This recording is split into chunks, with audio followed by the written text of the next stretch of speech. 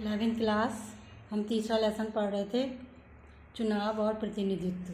ठीक है, इसके बारे में हम चुनाव किसे कहते हैं और प्रतिनिधित्व कौन होता है इसके बारे में हम पहले ही पढ़ चुके हैं। तो आज मैं आपको पढ़ाने वाली हूँ भारत चुनाव आयोग, या जिसे हम क्या कहते हैं, निर्वाचन आयोग कहते हैं। तो सबसे पहले हमारे संविधान में इसकी स्थापना कब हुई थी? 25 जनवरी 1950 को, जिसे आज हम राष्ट्रीय मतदाता दिवस के रूप में मनाते हैं। ठीक है, स्वतंत्र और निष्पक्ष चुनाव कराने के लिए भारत के संविधान में चुनाव आयोग का गठन किया गया है अनुच्छेद 324 के अंतर्गत। तो कौन से अनुच्छेद में दिया गया है ये? 324 के अनुसार। तो चुनाव आयोग एक स्वतंत्र संस्था है। ठीक है, इसमें 3 सदस्य होते हैं, त्रिस्तरीय संस्था है ये। देखो, एक होता है मुख्य चुनाव आयुक्त, चीफ इलेक्शन कमिश्नर,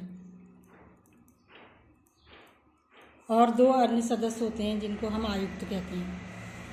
तो जब भारत में पहले चुनाव हुए 1951 में, तो सुकुमार सेन प्रथम मुख्य चुनाव आयुक्त थे। ठीक है, ये जनरल नॉलेज का क्वेश्चन पूछा जाता है 1 नंबर में, अति लघु में, कि पहले प्रथम मुख्य चुनाव आयुक्त का नाम लिखिए, सुकुमार सेन। बहुत इम्पोर्टेंट है ये। तो इस समय वर्तमान में हमारे चुनाव मुख्य चुनाव आयुक्त कौन है? सुनील अरोड़ा।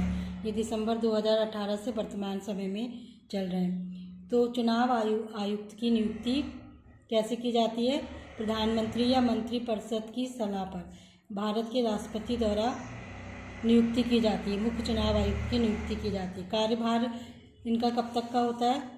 6 वर्ष की अवधि या 65 वर्ष की आयु, जो भी पहले हो तब तक इनको नियुक्त किया जाता है। तो निर्वाचन आयोग या चुनाव आयोग के मुख्य कार्य क्या होते हैं? तो ये मेन पॉइंट में लिखे हुए हैं मैंने, आप लोग अपनी बुक से इसको पूरा अच्छे से पढ़ेंगे। चुनाव आयोग के प्रमुख कार्य, पहला होता है नामांकन सूची या मतदाता सूची तैयार करना। साथ ही चुनाव आयोग का कार्य होता है दलों को मान्यता प्रदान करना, पंजीकरण करना।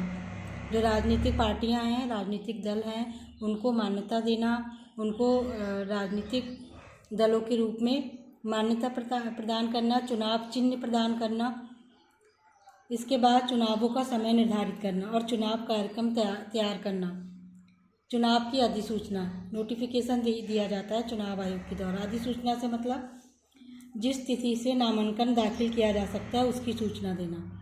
ठीक है, नामांकन दाखिल करने की अंतिम तिथि, जो चुनाव में भाग ले रहा है, जो जिस क्षेत्र के लिए वोट जिनको दिया जाएगा, उन पार्टी या राजनीतिक दलों को पहले अपना क्या करना पड़ता है? नामांकन करना पड़ता है, पंजीकरण कराना पड़ता है। जांच की अंतिम तिथि, उनके जो प्रपत्र होते हैं उन सबको उनकी जांच की जाती है चुनाव आयोग के द्वारा। नाम वापसी की अंतिम तिथि, मतदान तथा मतगणना की तारीख, चुनाव के परिणाम की घोषणा, ये सारा कार्य हमारे चुनाव आयोग के द्वारा किया जाता है।